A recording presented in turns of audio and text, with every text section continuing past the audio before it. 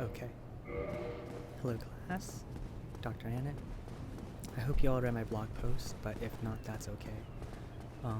It's really a rather simple idea after all.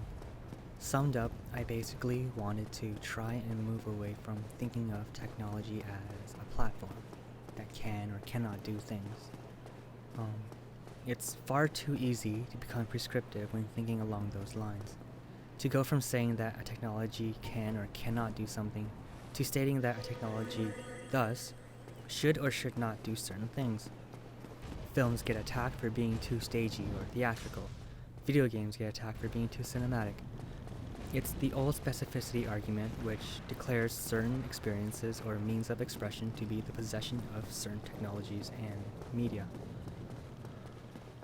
This possessive specificity is at the heart of remediation theory. It's in the very name, remediate, to do something that another medium has done before, to bring forth or conjure up an experience that older media have allowed us to participate in. It's rather reductive, I feel, though it can be helpful perhaps in establishing chronologies and lineages, in creating narratives to overlay over phenomena in order to explain things. The problem, however, is that by saying so much about older media, it's like this, it's like that, remediation ends up saying very little in the end about the technology at hand. So, if not remediation, then what? Perhaps we could look at technology as a membrane, that is, a semi-permeable barrier that lets certain things in while keeping others out. This way, we can get away from the hierarchies and possessiveness embedded within remediation theory. A technology would not be remediating older media. It would be channeling the same experience or means of expression, but we would no longer be forced to talk about it in the borrowed, stolen, piggybacking terminology that comes with remediation. The most important thing about this membrane approach is that it allows us to talk about the game. And while I won't be able to break away completely from remediation terminology, I hope this video will start to develop a different vocabulary and mindset. So, that said, what is going on in Dark Souls? While the game has a free roaming camera, it still makes great use of framing. It depends on it, in fact. Look at this composition. Notice how the architecture is used to guide our eyes. The doorway, the columns, the walls, all lead our eyes up to that observatory in the distance. And while the player can move themselves or the camera, there is an optimal viewing angle within the space of the game itself. Lev Manovich has said that video games are about looking and acting. I would amend that, however, and say that video games are about seeing and moving. Seeing encompasses the act of looking, while bringing with it connotations of knowledge. For instance, we say, I see, when what we really mean is, I understand. We conflate vision with knowledge. This is an association we still hold, even though it has been attacked or problematized in the past. The problem of vision and knowledge is foregrounded in Dark Souls and serves as one half of its central theme. The other half, of course, is embodied in moving. Like seeing and looking, moving encompasses acting while giving us more options to work with. Yes, you can run, you can jump, you can attack and be attacked, but you can also be moved to tears, to anger. You can see something for the first time and finally understand. You can refuse to be moved, refuse to feel sympathy, refuse to play. You can take everything around you, the world, the characters, the story, the limitations and freedoms of the game design, at face value, or you can question them. This, to me, is the central idea of Dark Souls. Vision and knowledge revealed through movement. And it's an idea that is completely literal and completely abstract at the same time. Just look at that. Look at how that's framed. How do you even miss that? It's centered right above your head as soon as you turn left. Notice how these lines and the shape of buttresses all lead to that same cathedral we've been moving towards since the start of the area. We've literally been moving in a straight line towards that cathedral. We keep getting closer, we keep moving, but the frame stays the same. The world does not change for you. It's set in stone. Don't even bother. Like bricks piled up one upon another, so too do ideas pile up, shaped by people, and it is always people, into towering ideologies, impressing us with their splendor and stability, their truth and veracity, the eternal nature of their constructed beauty. What possible hope could there be in the face of that? What could you possibly do to change the way things are? It's bigger than you. Literally, in this case.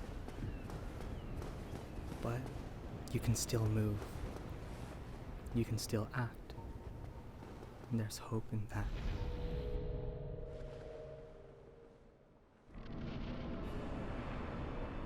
And here we have some combat, which is another manifestation of seeing and moving. Talked earlier about the movement of the eye within the frame, which ideally leads the player through the environment. Combat here combines that movement in space with movement on a smaller scale, namely that of character-specific movesets, both yours and the enemy's. It's very basic pattern recognition. Stay out of their range, avoid their attacks, know how fast they attack, how fast or slow you do.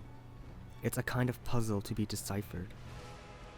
The challenge in Dark Souls is not in fighting hard enemies one-on-one. It's about reading and reacting to simple RNG within a closed and stable environment. The enemy has, say, 3 attacks. Not a big deal, but put 2 of them together in a room and suddenly it's a challenge, because you don't quite know which move either one will do at any moment. You don't even necessarily know how either one will move through their environment. Is Ornstein gonna stay back there or fly at me? And more importantly, when? It's about the potential in each moment. You can recognize the pattern, the animation of each enemy, but you can't see the pattern that emerges when 2 of them attack you at once. And so, every encounter is different, because while the moveset is limited, how they combine is not. This navigation of movement is then also a managing of potential, of possibilities, of trajectories. It's funny how these concepts, which are so abstract and philosophical when applied to film or literature, become so incredibly literal when applied to video games. If I say, for instance, that every scene in a film vibrates with all the possibilities of the future, what does that mean? With a video game though, it's almost tautological. You can choose different paths, you can talk to different people, or do different things, fight different enemies, grow different crops.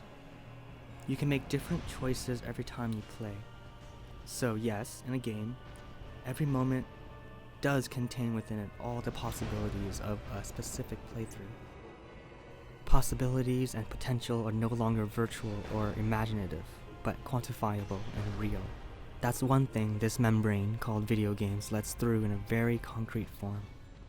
What puts Dark Souls over the edge for me, from simply a very good game into legend, is that this navigation of potential is extended and reflected in the story and lore of the game as well. Much has been said of how the game does not hand out or give its story to you. You have to search it out. You have to talk to people and stand there and listen.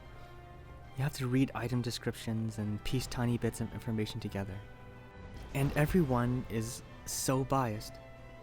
They all have their own stance on the varying ideologies and allegiances within the game. You have to navigate story the way you navigate environments and enemies. And while the story may not change much in terms of plot or events, your relation to those events most likely will, with the more information you acquire. And this is the horror of the structure that you face. For the shackles of the game itself become reflective of the shackles of ideology. Your eyes drawn through the frame because they want to lead you to a certain place. They want you to make certain assumptions and so do certain things. And you may choose to dress or build your character in your own way, but you are still running through the game, killing enemies and leveling up. Why? Because you were told to. But also because you want to. You want to so bad, because you wouldn't make it anywhere in this game if you didn't want to. Were you destined to beat the game because you were the chosen undead? Or are you the chosen undead because you beat the game? Does it really matter? You did it. Doesn't matter why. But it does matter. It has to matter. Right? Some players say, yeah, we're the chosen undead, we're gonna put an end to this curse. And they go along their way, in tune with one narrative within the game. All I see are generations of people, all throwing themselves at the Bells, Sense Fortress, Anor Londo, and the First Kiln. All these people just sacrificing themselves for a narrative that doesn't care about them. It's heartbreaking, but I keep going, and I don't even really know why. I mean, what else would I do if not this? And this is the greatest thing Dark Souls, as a membrane, lets through. Empathy. Not sympathy, not pity. Empathy. Video games are empathy generators.